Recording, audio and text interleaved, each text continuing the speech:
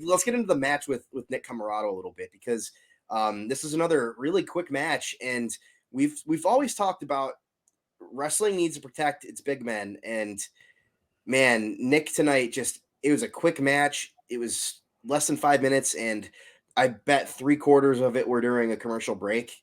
There wasn't really much offense for Comoroto, except in the commercial break, which is unfortunate. We haven't got to see him on TV a lot lately, so kind of stinks that it was a quick match. I was hoping for a little bit more, but again, I think that this whole match was for the stretching out of segments throughout the show. Darby had, I believe, 3 segments tonight, and they were all really good and really interesting. And this match was more so for, after it got a big pop when QT Marshall took a shot from Sting below the belt, and that wasn't good. We feel bad for QT. I hope you're okay.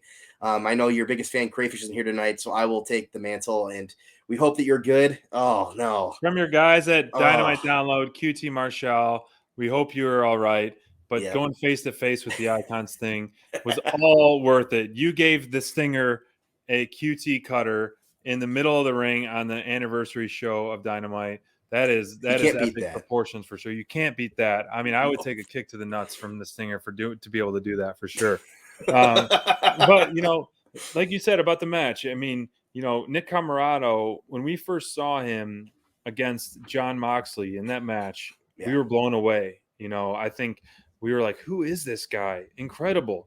And then obviously we've seen, if you guys watched The Wrestler, the documentary with QT Marshall, I think that it was great to see that, their relationship drew back all the way to there. But I've always been impressed with Nick Comoroto.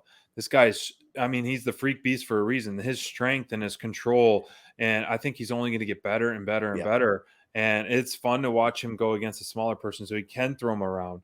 And I agree with you. You need to protect your big men. That's the same thing that goes with Lance Archer and other big men, Brian Cage and things like that. But his strength is so fun. His look is unique.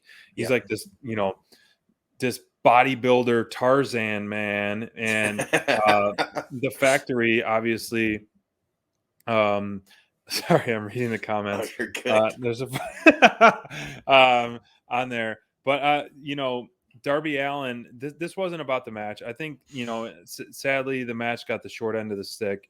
Like you said, most of it was in the picture-in-picture or commercial break.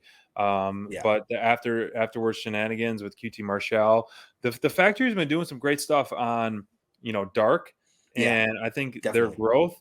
And there's a lot of potential with them. We are huge Factory fans, as and we see a lot with them. And I think they can feud with a lot of factions and a lot of people.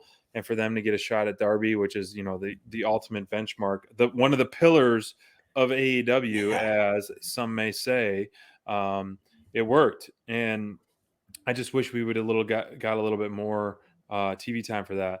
But later in the show, we saw Darby Retribution Allin has arrived. You don't know who they are because you don't watch WWE, but they're not cool.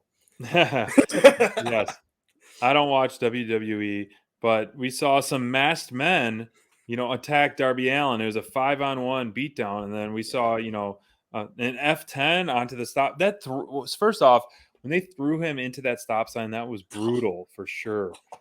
So that F10 onto the barricades. I know.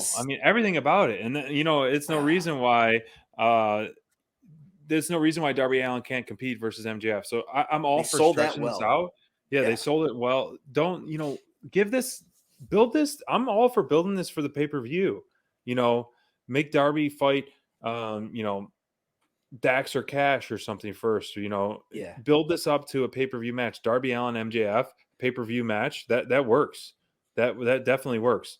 Or even Darby Allin versus Wardlow, but I don't want Wardlow to take an L unless you have like Sting interfere or something like that, because Darby Allin, taking a clean win over Wardlow honestly wouldn't do too much. I wouldn't be happy with that, but I would love to see Wardlow give Darby an F20, throwing him outside the ring and some dominance like that, like we talked about on our other show. But these masked men, I like this vibe from the Pinnacle. We were kind of talking about is the inner circle kind of dissolving? Is the Pinnacle kind of dissolving? Are they, still going to be, getting each other's back, but are they, just not going to kind of be the faction like that we've seen nonstop? But this clearly showing the Pinnacle back together stronger than ever. And earlier in the show, we saw Inner Circle, almost kind of all together. But I think mostly there. These factions are needed and wanted and appreciated that they continue together. But man, Darby's outnumbered for sure. Darby needs to get some friends, because if you have the Pinnacle coming after you, man, you're going to be on the bottom. That's not going to be fun, especially like tonight, man. He went through those. His body is broken, and those masked men, whoever they are, just absolutely dominated.